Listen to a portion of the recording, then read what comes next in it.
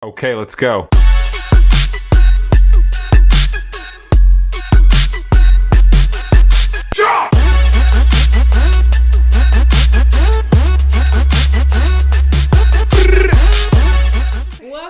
Welcome to the very first episode of Ma'am, We Are Almost 40. Yes. Roberta, can you believe that we're about to be 40? Unfortunately, yes. It's on our butts. It happened so quick. 30, I remember turning 30, and now I'm 34, and I'm like, oh, so it's happening. Life is life and coming at me fast because I felt like I just turned 30. So I'm one of y'all hosts. I am Dee. I'm Roberta Bernice. Yes, we're here with you guys, and we're so excited about this process of starting this podcast. Like, we've been talking about it for a minute, and to actually sit down and do it, I'm so excited. How do you feel, Roberta? I'm excited. I can't wait to dive into some things. And she keep repeating that we almost 40. Okay. I know the title is what it is. You ain't got to keep on repeating it, my nigga. But, you know. I'm just stating facts. This isn't how I want to feel. I think between the two of us, I'm definitely more like, oh my God, than you are. You're like, oh, trying to age gracefully. Well, I am not. I'm clawing at the doors.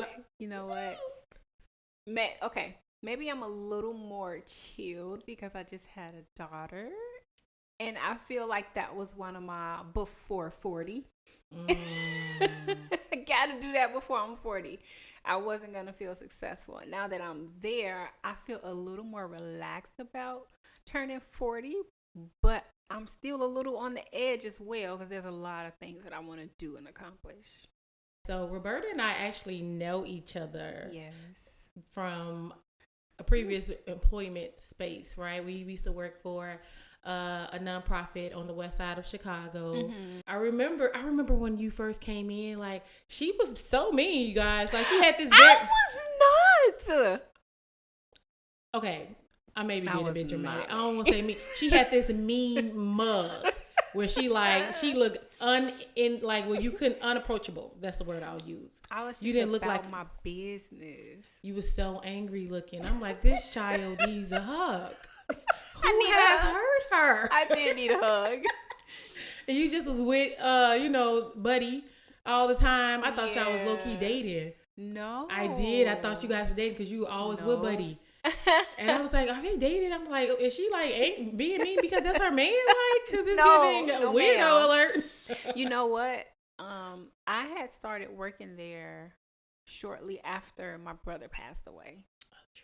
So I was in a funky space. I was okay, but I was still grieving my brother. That's fair. So I wasn't mean. Okay, that's fair. You know what? The first time we really started having a conversation or really started interacting, you had been there for months. Mm-hmm. I was downstairs with you guys, and then I moved on upstairs, and I kind of just separated myself. I think you were upstairs before I got there because I didn't know who you were when you came downstairs. I'm like, who this? You came in there on business. I'm like, that was random. Okay, and it's like, oh, that's Dee. I'm like, oh, okay, all right, okay. I thought you were me. You thought I was me? Yes. Why you just had this stale look on your face. Fair. I'll pick up what you're putting down. Yeah, that's fair. Mm-hmm. I got to really know you. Yep. And I'm like, oh, she a cool person. She's so down to earth, and we vibed, and we had a lot of things in common. We did. So I'm like, man, whole time, and you had been there for a little bit, like a couple months, huh? Yeah. And remember, we talked about this before about eye contact, which also makes me appear mean, but I have social anxiety. Girl. So I don't always look at people when we're talking. Do you know how long you and I were friends? Like legit friends before I noticed that. I never noticed that, Roberta. I'm on the phone with you all the time, but we're always kind of doing things. We're FaceTiming, but we're doing things so we don't have to. It doesn't require constant eye contact. So Yeah. I never noticed it until we shot your podcast. That is for so CL. funny. Yes. And you were looking every which way, girl. And I was like, what's up? I remember stopping the recording You like, did. Roberto, like, what's up? And I'm like, shocked that you didn't know this all this time. Yeah, he was just like, I'm like, what? D, that's what I do. It's my thing. that's what you said. You're like, I thought you knew. I've never noticed it. Because I'm like in your face, right? And I was taught to look at people in their face, when their eyes when they're talking to you. So it's a thing that I'm like, and I'll look away, of course, because you stare too long, it gets a little awkward. Yeah. So I'll just, look away, then I'll kind of come back. But your butt was in that thing, like, yeah. So looking at the ceiling and the what? walls, reading books at random. Ooh, what's the name of that? Oh my God, that was Yeah. crazy.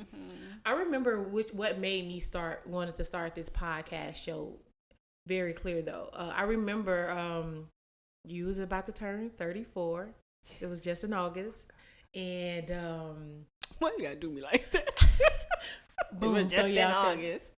You was just turned 34 and I was Goodness. making fun of you. It was really supposed to be a dig towards you, but it turned out to be a dig towards me. Yeah. Because That's I'm what like, you girl, get. you 6 years from 40.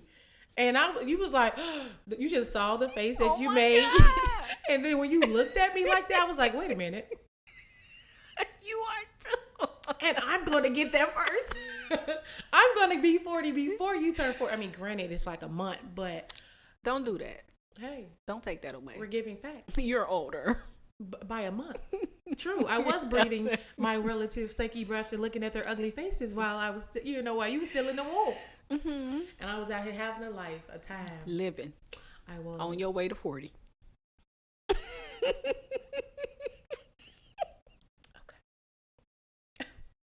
Was that personal? Because it felt Little very bit. much personal. It felt like an attack. I don't know. What y'all Man. think? It was giving attack. Your favorite phrase. She don't respect me. You don't. In reality, you don't respect me at all, Joe. Oh my gosh. So when you turned 30, I keep wanting to say 30, 40, 30, Jesus. Because 40 is on my butt. But when you turned 30, like, do you remember what you were doing, where you were? Was it like this big thing for you? Or was it like not a big deal? It's like, oh, I'm 30, whatever. I hung out with my, at the time, boyfriend on my 30th birthday. I think we went out somewhere, took a nice little drive, got a room, and just vibed out. I think I went to see my sister too. But my mindset was, I don't even recall. I don't know. I can't remember at the moment. You don't remember what you were doing? Well, no, I remember what I was doing, but like my mindset. I remember. I don't know. It's kind of hazy because of the situation that I was dealing with at the time, which I shall share at a later date. But yeah, it's a little hazy. But my mindset, I can't really like grasp where I was. I have to sit and think about it for a couple more minutes. Give me a That's couple fair. more minutes. I can give you that. I want to say for mine, I remember like I planned a trip I went on a 6-night, 7-day cruise to like maybe 3 different it was like 3 different countries. It was like Belize, Mexico, and the Bahamas. I feel like it was another one, but I'm unclear about that one. But I remember like planning for that. My original plan was to go to Australia because I've been trying to get that, Jesus. It is not, they don't want it for me. But, it ended up not working out. You know how planning the trips with big groups were. And it was supposed to be like a bunch of us, but it dwindled down, as most trips do, to like 2 people. My at the time, my favorite cousin and we ended up going on this cruise. But before we did that, as my birthday was approaching, I remember there being so much anxiety in my body, in my heart, in my spirit. From turning 30? Yes, it was nigga. What? Yes, like, because I measure my success through my age milestone. So by the time I turned 30, I'm like, I want to have this, do this, be this person. Okay. And as 30 was approaching, I didn't have that. I didn't do that. And I was not that person. And I was definitely bummed out. Really? So, yes, because I at least thought that I would be engaged or married and have one baby or a baby on the way, something like that. But I was not engaged.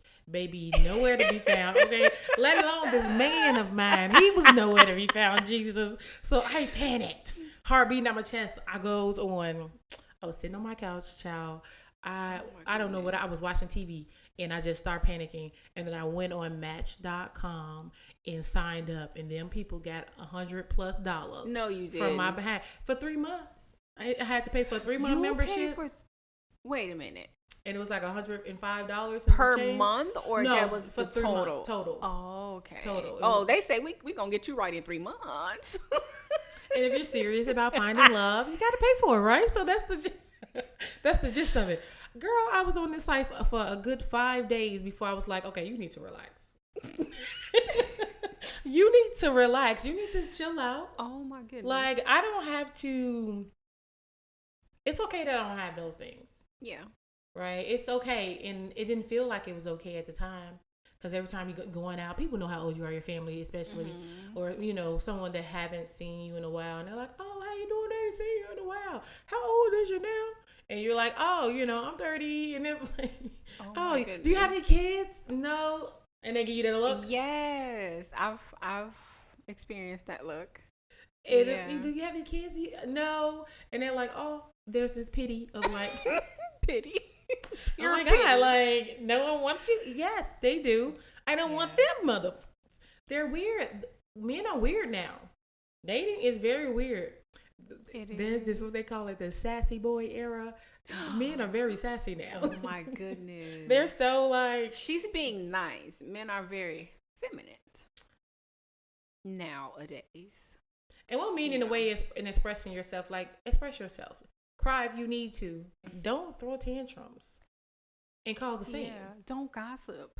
Oh my gosh. Why are you gossiping? It's okay to share with your boys. Man, got into it with the wifey last night or whatever the case. But you like, Joe, man, guess what? Guess what, Joe? It's just different. Like, and growing up, my brothers didn't do that. And they didn't teach me that. They didn't even teach me to gossip with my girls. I do, but they didn't teach me that. So men are different now, and Agreed. it's sometimes it could be a turnoff. It is a turnoff. So I don't date. I used to do this thing because I felt obligated to tell people, yeah, I'm dating. Yeah, I'm dating. Because I was slightly. But not so much. She said slightly. Because I would jump on a dating site and I would talk to people, again, like I did on Match, for a couple days. But it's so surface. Hey, how you doing? Yeah. How's your day? Oh, it's good. How's your day? It's good. It's just that. I want to know who you are as a person, your values, your morals, what you stand for, what you believe in. Don't believe in things because I believe in them. Like, believe in it because that's who you are. Yep. Whether if you're with me, if you're with someone else, but this is the man that you are. I'm looking for that man, right? But now it's everybody's trying, like they're putting on their their representative is on full display. Yeah, this person of this perfect version of them that they become when they're asking you when you're in the dating phase. What do you like? What do you don't like? All those things, and they're slowly morphing into that man you said that you wanted. Yeah, and now that you're like, oh my God, you're so amazing, like because you told him everything you wanted in a man, and he's trying to be that for you, and you love that. You love that for yourself. Yeah, and we do the same sometimes. Agreed. We put our representatives is out there full blast. We're being great. We're acting like we're cooking and we're cleaning, and we're not. Not. Oh, I let you know in the dough that I don't do no cooking. You know what? I will try to cook. Like, I'm okay with cooking. Like, I am okay with cooking. Me don't like but, it. But, like, don't ask that of me. Like, because it's really like a fly-by-night feeling. What do you mean don't ask that of you? What I mean, like, D, you're responsible for cooking for us as a family unit or us. Like, absolutely not. Absolutely not. Like, no. Like if you, boom, if we're in a relationship and you're like, okay, we got 7 days, all right? 3 of those days is mine, 3 of those days is yours. Now, boom, I will provide a meal. Whether I cook it, unclear. Okay? But will you eat those days that are my days? Yes, sir. Absolutely. You're eating. What do you want? What? You want some Starbucks on top of it? Like, let us stop, baby. I got you. My goodness. But I may decide to cook that day because I'm feeling like, man, I want Bay to feel good, and I want, he's been talking about this meal all day long, and so I want to go and do that. But not that you're expecting that of me, and I don't want to do it, and now you're upset and you're throwing tantrums once again. Oh my goodness. I'm uninterested in men throwing tantrums. So yes, like people put on these facades, be these persons, these people that you said you want, and then you're in the relationship for however long, 3 months mostly, and then boom. Then now this person's being angry, being mean. When they're upset, they saying mean things and acting as if you're not who you are. Now that's what I don't like. That's an absolute no. That's like a what's that called? A non-negotiable. That's non-negotiable. Like if you get mad at me and you talk crazy to me, you're done. Yeah. If you lowball me in any conversation and bring up anything I've ever told you, you're done. There's no follow-up conversation because I don't like those kind of people. Don't act like I'm not who I was before you were mad. Like remember that you love me, and no, because like I don't. Yeah. Like don't be talk crazy to me. Then you like want me. I never let it go. Okay, I was gonna ask a question, but I see where you're coming from because you said you would never let it go. Like yeah. But the idea of, because when people get upset and they get angry, they hurt, and sometimes they say, especially if you trigger them. If you trigger a past hurt, people liable to do anything. I throw a vase at you. I'm not saying it's right. I'm not saying that. But when you trigger people, I think that us as people need to give those people those moments or those passes to be themselves and to see if at some point, is this something that you're willing to work on? Because if you're willing to work on it, I got your back.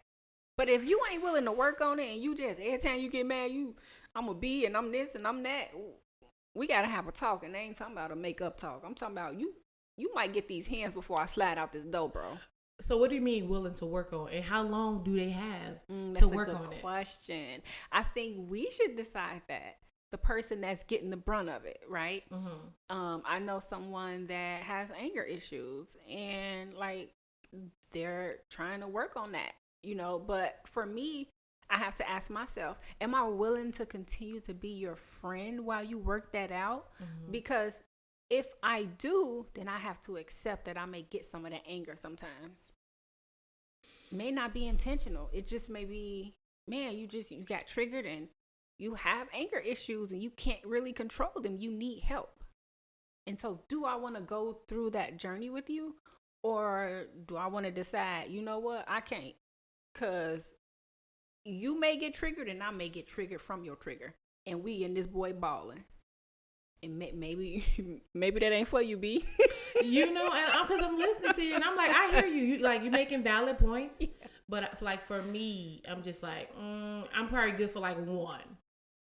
Oh, she say only one. Like one, like listen, I'm not saying that you don't have a right to be mad.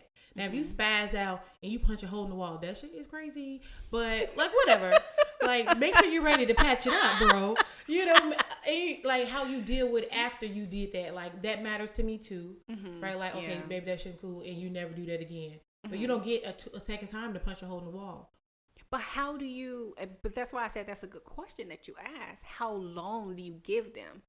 But I don't think that's the question. I think the question is, how long are you willing to tolerate it? If it's just one time for you, then boom, that's it. You do it again, I'm done. But for me, it's like, okay, he hit the wall, he ain't hit me. Fair. And so I weigh certain things before I make a final decision. But that's me, right? I'll go to the end of the world with you until I can't no more. But when I can't, you better believe I'm gone. I got witnesses. I got receipts. Okay, Kim K, I got receipts. Hold on. I'm gone. You'll never hear from me again. And if you do, it's because when it ended great, and we're still able to be mature and friends in the situation. I definitely hear where you coming from, right? I do. And I do think that it should be case by case, right? You do what you feel like you need to do. But for me, when I think about it, like, I'm good. Like, I'm good for the one, right? Because it's like if a child burns their hand in their first time, they know not to do that again because the consequences was a serious thing. Whereas if they go again, they understand what's going to happen. So I use that analogy in a way of, if you get one time to cut up, and I say, hey, I didn't like that, and you have to fix that. Like, if you know that you can lose me after doing that, 9 times out of 10, you're going to do your best to not do that again. But if I say, unless they have a actual serious problem. For example, some people have a problem watching porn, right? Okay. And so if this is a thing that they have that they've been dealing with, struggling with for years, and then you come into their life and they decide they want to be with you and they try their best to fight that thing. Like, I'm not interested in going on that journey with them. Oh, boom. Then that's your decision. So that's why I said the question really truly is, how much are you willing to take? And I know. I said, that's why I say once. Yeah, that's how much I'm willing. I'm good for like once. One time, like, I'm good for me acting up for once too. Like, acting up in a way of, so it's not like just you get to, it's just one time for you, then I'm cutting up. Like, no, I don't want it to be a norm that when you get upset, you get to saying crazy things to me. That needs to be shut down immediately. Yeah. Because if you allow that, it's going to happen again and again and again. It's going to always be a reason to why you do that. I do have non-negotiables. Fair. If you hit me, absolutely non-negotiable. It is best that you stay far, far away from me, like 100%. That is my top non-negotiable. I could be called a B word and be okay, because sometimes I am a B word, and that's something that we can work at. But if you raise your hand at me, man. I'm not even good with the B word. We're not even that cool. You're not my girlfriend or gay. You only can be a gay male that can be like, baby, and I'd be like, okay, and it's okay. Like, you cannot, like, I'm never cool with any guy where you think it's okay to call me a bitch. Like, oh, you a bitch. Whoa. Like, because what you do, what you say, what you do matters. And for me, it's about my safety.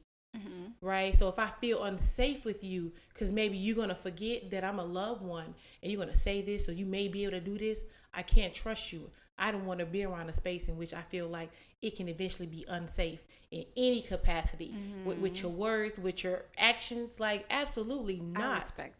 I respect that. For me, though, it's a little of an opposite. Whereas, like I said, if you're actively working on this thing, and I'm not just saying you saying, oh, I'm working on it. No, I gotta see that. If you say you working on it and I done been a B 4 times in a week, we got a problem, right? Because that respect is slowly dwindling some way, somewhere, somehow, and it needs to be addressed. And if we can address it, and then maybe you have 2 good weeks of not doing it, and you do it again. Now I'm paying attention to, did you do it easily? Was it just easy for you to do it? Like, man, shut up, B. Because now I'm like, okay, that was too easy. But if I see you like building up to it, and I'm constantly triggering you, and it's over and over again, and then you say it, it's like, okay, I see you fighting. All right. Okay, don't do that again, though. Now, at some point, you're not going to be able to take that, because you may raise up and you may be triggered, and now it's a situation, and you don't want us to turn this to domestic violence around this boy. But, I think different people have different thresholds for what they can tolerate and what may be negotiable and non-negotiable. I think I have a high threshold for negotiables. I have a very low threshold.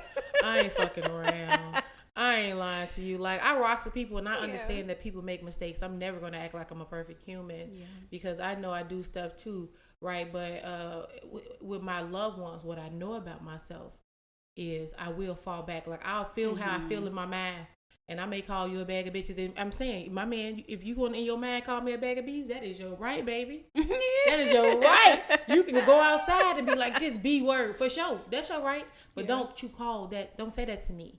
Right? Like, I don't know. I just can't be in spaces that's going to make me feel like I need to do some extra stuff to you. Because I have to make sure I'm protecting myself as well. That like, when people show out, depending on the level of the way in which they showed out, the trauma that's unhealed in me comes out in the way of, oh, let me show you what that looks and feel like. You tried to do this, but let me show you what that looked like. But you know what I do? I lose twice because I just became a person. I reverted back to being a person I worked very hard not to be. Yeah, and that's tough. Essentially, you won that. Right, so with my family, I think I do a good job in falling back now. If I mess up, because I know I mess up at times, I will go and like, okay, I'm sorry, I shouldn't have done that. That wasn't cool, and I don't do that again. I don't say I'm sorry and do it again because the circumstances was similar or to some, because no, I don't want to allow that kind of space. Like, I'm gonna use our relationship. I think you and I have one of the healthiest relationships I have. I agree. You know what I mean? Yeah. In a way of like, I ain't got no drama. You ain't got no drama for me. But I'm pretty sure, like, I get on your nerves at times and vice versa because we're human, right? We be tweaking sometimes, I'm a lot, okay? I'm a handful, girl. So it's kind of like in how you handle me. You think about how you handle me. Yeah. Right? You like, when you need to tell me something, you think about that. You're not just telling me something. If I make you mad, you ain't just coming at me crazy. You like, D. And vice versa. Yeah. Right? We handle each other. And we care. Love that. Yes, because this isn't a space that we like, that let's cut up on each other. No. Yeah. That's unacceptable in this space. So our mind don't even go there because it's not okay. And we never want to be those people to each other. Yeah. So that's the same space I want to have with my spouse, where that's not even a thought that go in your mind that you want to be like, bitch. Or you want to be, come at me crazy. Like, I don't want you to think like that when it comes to me. Yeah. I'm not saying that you may not think like that with other people, but I think when you find a space that's like that, it becomes pure, and you want to act like that towards other people because you're like, man, I like that. I like how we communicate. I like when you upset, you tell me like, man, I upset you, and I can respect like, man, okay, yeah, I did lie. I'm sorry. I didn't mean to do that. I didn't mean to, like, oh, that's what it looked like. Oh, I didn't know. Like, no, absolutely not. I would never do that to hurt you. Yeah.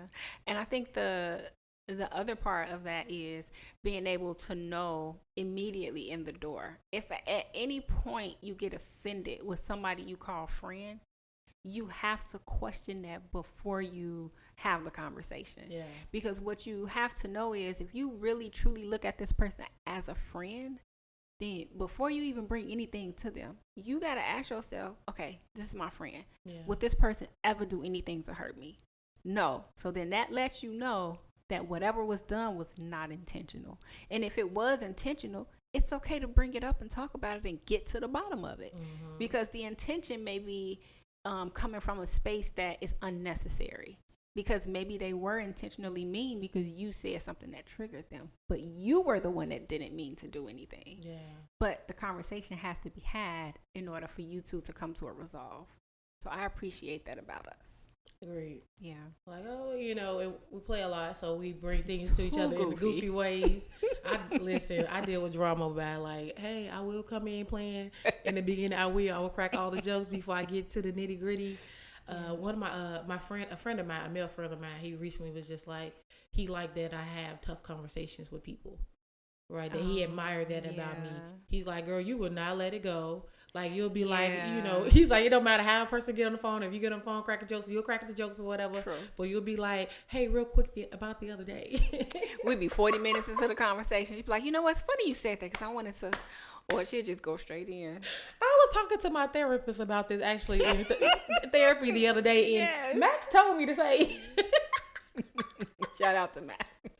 Shout out to Max. Yeah, so like, and I like that about me because too, I like that I learned to do that because it takes away all that confusion, all the different thoughts. Because sometimes I can think of, like, I'm an overthinker. Yeah. And girl, my thoughts would go crazy. Like, you would be the villain in this story, honey. You've been trifling since day one.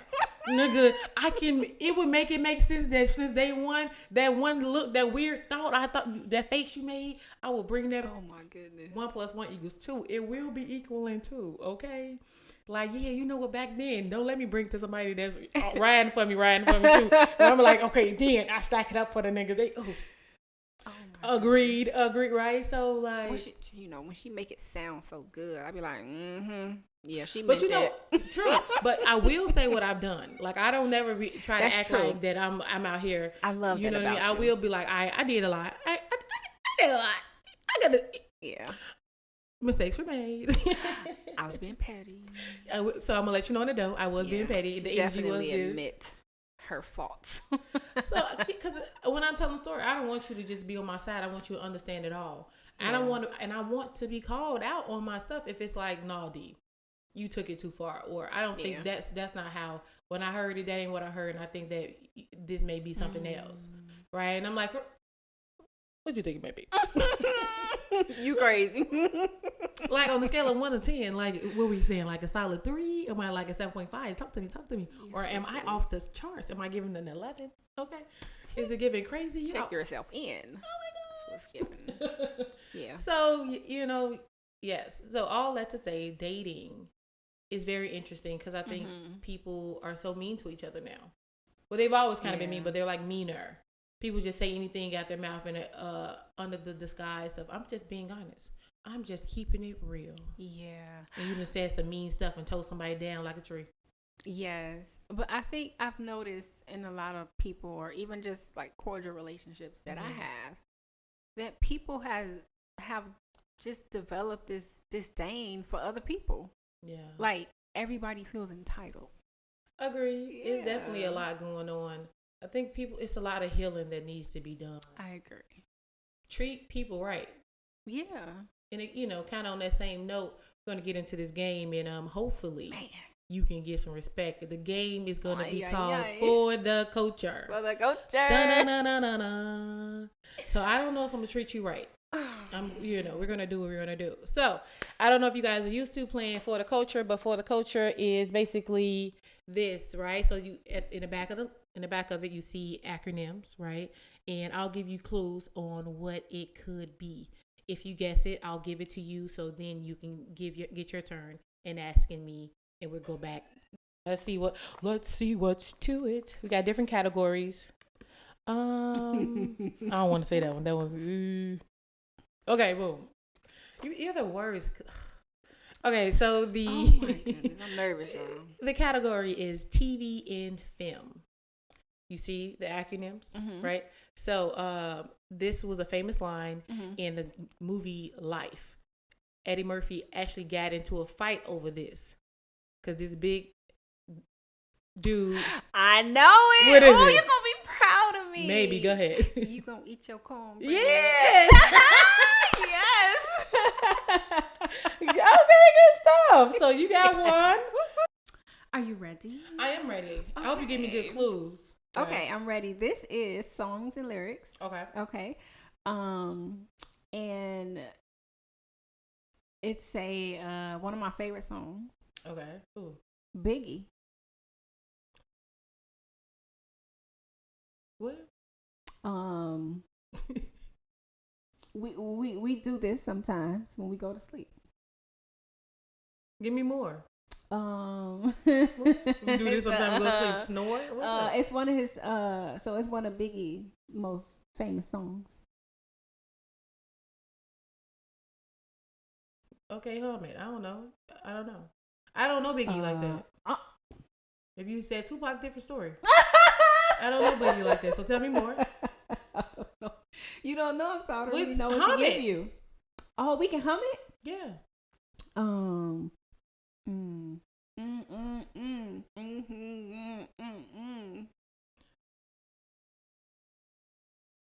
Yeah, it's probably hard. I know you said something. I know it's like you Word Up magazine. Yeah. It was all a dream. I used to read Word Up magazine. Okay. That was horrible. Agreed. For me. Agreed. Boom. Let me hold it up, do my part or whatever. Okay. Because I was trying to do my own thing. This is it right here. You see it? Uh-huh. Okay. It's in the movie The Color Purple. Okay. And she oh, you told Hoppo to beat me. Look at Verda out here. Okay. I'm making up for CLF. Because it was so embarrassing. Like the level of embarrassed I was. Like you ever had like secondhand embarrassment? It was no comment. No comment. I don't think I want to say I know this man. Like, oh my God. All right, good talk. Yes, because it's definitely that time. So we're going to have a part 2 coming out to finish part 1 premiere.